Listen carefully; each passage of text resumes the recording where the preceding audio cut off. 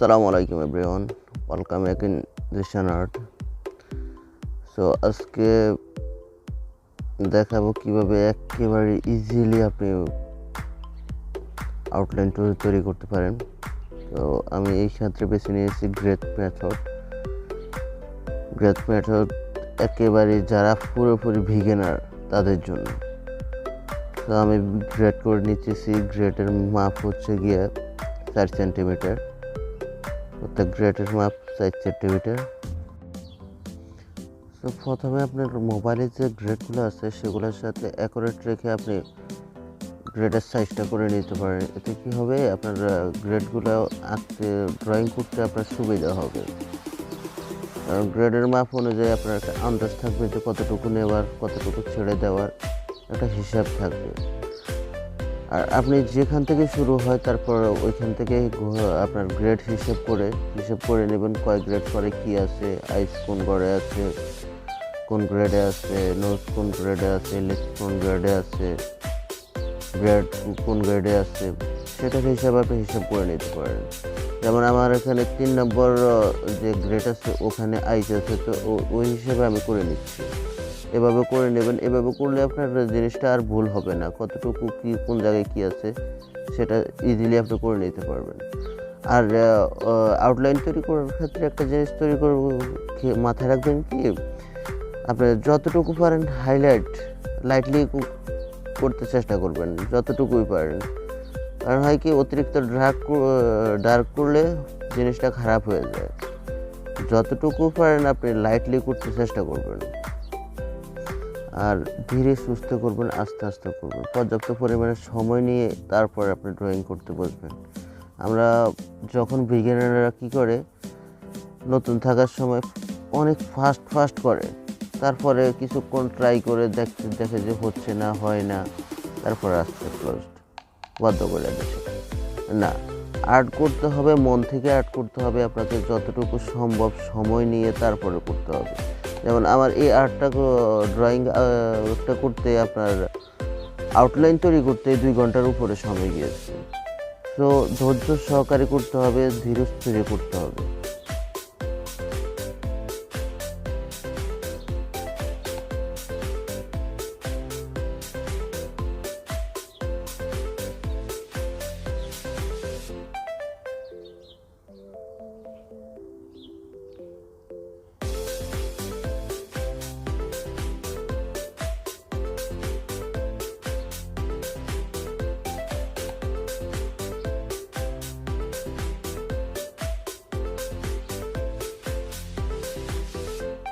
আমার এই কাজটার মধ্যে ডিটেইলিং ওয়ার্ক অনেক বেশি। তো আপনারা যখন নতুন শুরু করতে যাবেন তখন একটু ইজি যে ইমেজগুলো ইজিলি করতে পারেন ওইগুলো দিয়ে ট্রাই করবেন। আর বেশি প্র্যাকটিস করতে হবে। বিগিনার যারা বিশেষ করে তারা বেশি প্র্যাকটিস করতে হবে। প্র্যাকটিসের কোনো শেষ নেই। আপনি যতটা প্র্যাকটিস করবেন ততটা আপনার হাতটা ক্লিয়ার হবে, ততটা ইমপ্রেস হবে। আর the first is complete.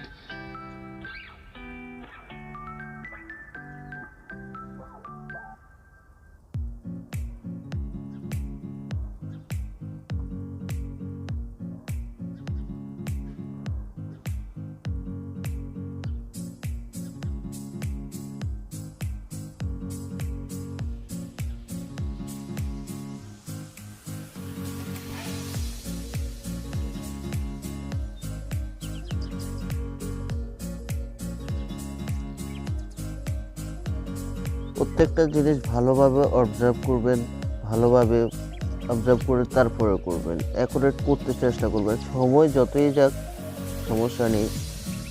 আর আমাদের চ্যানেলটা নতুন হয়ে থাকলে অবশ্যই সাবস্ক্রাইব করবেন, ভালো লাগলে লাইক করবেন, কমেন্ট করবেন, শেয়ার করবেন। আর খারাপ লাগলে ডিসলাইক বাটনটা আপনার জন্যই দেওয়া আছে, না হয় একটা ডিসলাইকই করুন।